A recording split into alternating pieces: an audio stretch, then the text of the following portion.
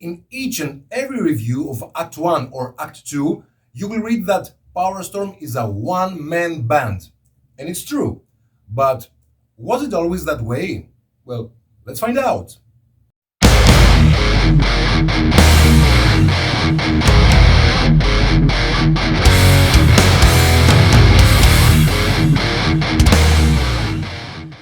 Hello friends, it's me, Kostas, the guy behind PowerStorm, and welcome to the second episode of the About video series.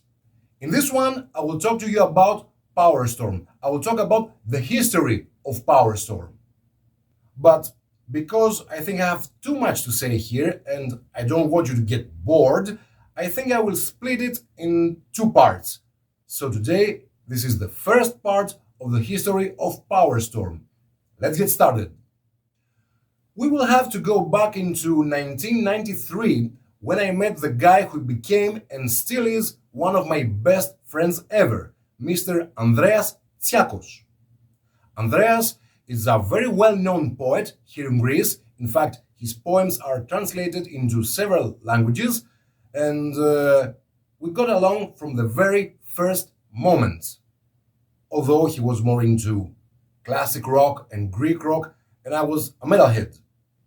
Andreas and I were hanging a lot together, and he was coming to my house and I was going to his, and since I started playing the guitar, I brought mine into his house and tried to play some songs and all that stuff. Andreas also had a friend, Mr. Christos Nicolaou, a very nice guy and a guitar player who was actually very good. But here's the funny thing about him. He was left-handed, but he used to play with a right-handed guitar. That means that his strings were upside down, but he could really play. Of course, I never understood how he was doing all that stuff, but he could play chords and rhythms, and he wrote some great ballads. Very nice guy. At that time, we used to go to a rock bar here in Argos called Υποβρύχιο, that translates to submarine. And one night, I think in early 1994, Andreas introduced me a guy called Aris.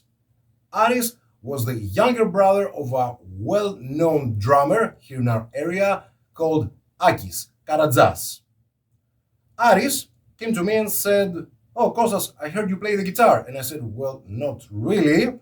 But he insisted, "Oh, no, I think you're very good. You know, I play the drums too, like my brother. Come to my house and jam with me." And so I did.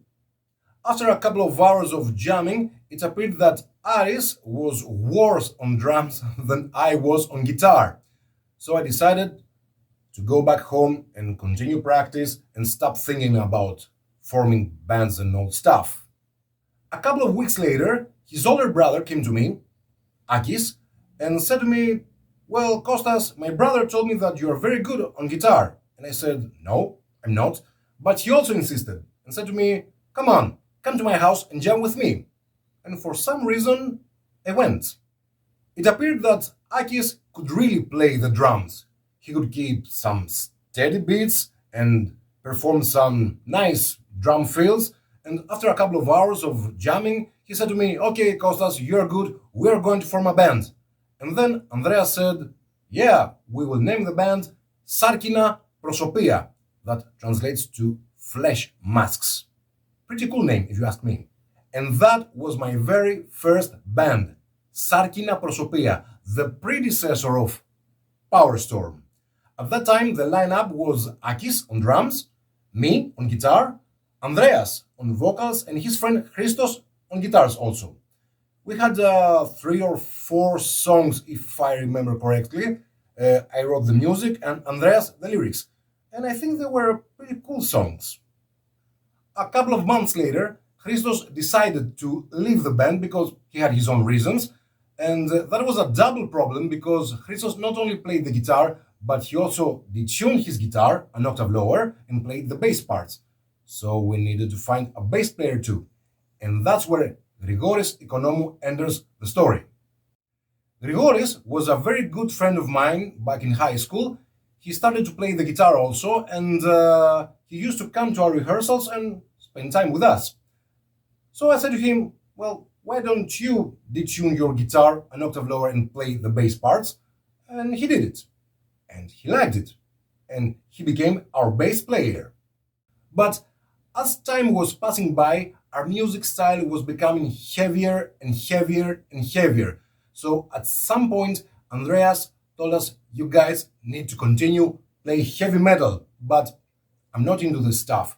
I cannot write English lyrics and I cannot sing this kind of music. So continue as a metal band and I will step out, but I will always be a great supporter of yours. And so he did. Andreas left the band, but became our greatest supporter ever. And he still is until today. But he wasn't the only one. There was another great supporter of our band, Mr. Takis Zupas. Takis was something like a guardian angel for us. He looked after us and he helped us in every way he could. We used to call him grandfather because he was way older than us, and also we called him the manager, although he wasn't a manager, but he did everything he could for the band. Unfortunately, Takis is no longer with us, but I still think of him with love and respect. We are now, I think, in early 1995, and the band's lineup was Akis on drums, me on guitar, and Grigoris on bass. But we needed a second guitar player and a singer. We couldn't find a singer, but we found the greatest guitar player in our area, Mr. Christos Zachos. Christos was kind of a guitar legend in Argos. He didn't play in a band back then, but we all knew that he was an awesome guitar player. Akis knew him and he asked him to come to our rehearsal studio, which was Akis' living room, and jam with us. And he did. And when he came, I was really, really impressed because he had this huge Marshall amp head and 4x12 cabinet and a awesome Kramer Richie Sambora model guitar. And I was blown away just by seeing his equipment. Back then, I was playing with my Honor Rockwood guitar and a rented crappy Gorilla amp. I think it was the disgrace of guitar amps back then. And we started jamming. When Christos started jamming with us and soloing over our songs, I couldn't believe my eyes and my ears. I could never thought there is a guitar player playing like this. In fact, at some point, I stopped playing because I couldn't get my eyes and ears out of him. After an hour or an hour and a half of jamming with Christos, we decided to have a break. We went into Aki's balcony and had a coffee. And then Christos told us, well, guys, I don't think I'm gonna join your band because I don't like your songs. I want to play other stuff like Metallica or Queensryche, and your music is not my cup of tea. Okay, we were disappointed, but we said to Christos, okay, we respect that. We'll just finish our coffee and then we will help you load your gear into your car and we will go home. But then something else happened. The thing was that I didn't want to drink coffee. I wanted to play with Christos' amp. I asked him nicely and he said, well, okay. He helped me plug my guitar into his amp and I started playing my riffs. A couple of minutes later, I realized that Christos was standing behind me. I looked at him and said, well, did I do something wrong? And said, no, what's all that stuff you're playing? And I said, I'm playing the songs we were playing before. And he said, and they sound like this. And I said, yeah, in your amp. So Christos went outside, called all the guys back in and said to them, okay, you will play your songs again, but Kostas will play in my amp and I will just sit there and listen. So we did. We played our songs once more, and after we finished, Christos said, okay guys, I'm sorry, your songs are great, your sound is crap. I will join your band and eventually we will fix the sound problem. And that was the best moment of my life until then, because I was in the same band with Christos Zachos. Christos was not only a great guitar player, but a beautiful person, and he became my very first electric guitar teacher. He showed me how to play the pentatonic scale, he showed me how to play modes like Dorian, Phrygian, or Aeolian. He taught me how to play hammer-ons and pull-offs, and he showed me how to play several songs by Metallica mostly, like Seek and Destroy, like Orion, like Wherever I May Roam, or even Master of Puppets. He also introduced me to great shredders of guitar, like Jason Becker, like Vinnie Moore, like Marty Friedman or Yngwie Malmsteen, and I was blown away. In fact, at that moment, I started thinking that maybe I could solo on guitar, because until then, I didn't want to solo. I just wanted to play rhythm guitar, like Rudolf Schenker or James Hetfield. But then I decided to learn how to play solos. So in spring 1995, the band's lineup was like this: Akis on drums, me and Christos on guitars, and Grigoris on bass. A little bit later, I took over the vocals, but I'm gonna talk about this in a future episode. Well, in summer 1995, we were kind of ready for our first gig. I mean, we had some songs of our own, like You Are Dead, like Triangle of Pain, like The Death Move, or No Difference. And if you dig well into this channel, maybe you will find some videos of me playing those riffs.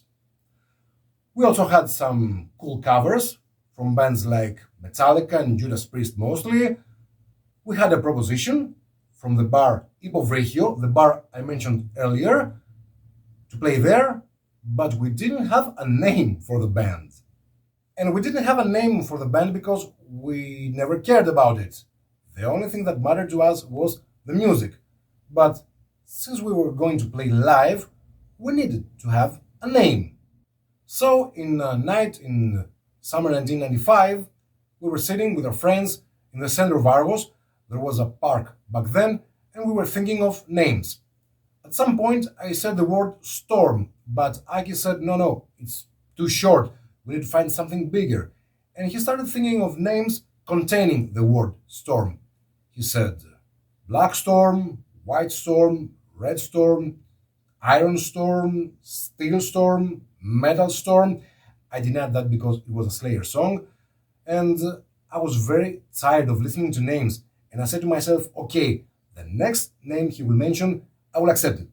And then he said, PowerStorm. And then I said, okay, Akis, PowerStorm it is, just let me drink my beer. To be honest, I didn't like the name very well, because I thought it was very difficult to pronounce. But I said to myself, okay, Kostas, drink your beer, and tomorrow you will talk to Akis and say to him that you don't like the name and that you need to find something better. But Akis really loved the name. In fact, he spent the whole night designing tribal style logos for the band and posters and all that stuff. He showed it to me the next day, and I didn't want to break his heart. So I talked to the other guys, and they said to me, okay, Kostas, it's just a name. The music is that matters. So we will go with PowerStorm. But to be honest, over the years, I loved the name PowerStorm. That's why I chose to use it in my Act 1 and Act 2 albums, because I love PowerStorm. As you can see, PowerStorm is not a name that defined our music. PowerStorm was never a power metal band, and I don't consider myself as a power metal musician.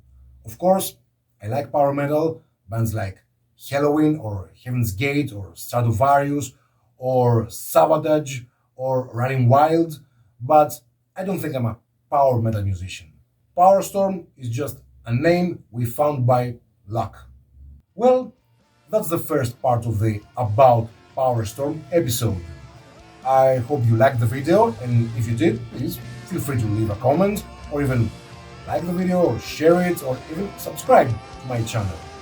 I'll see you in 2 weeks with the second part of the About PowerStorm episode, and until then, stay metal.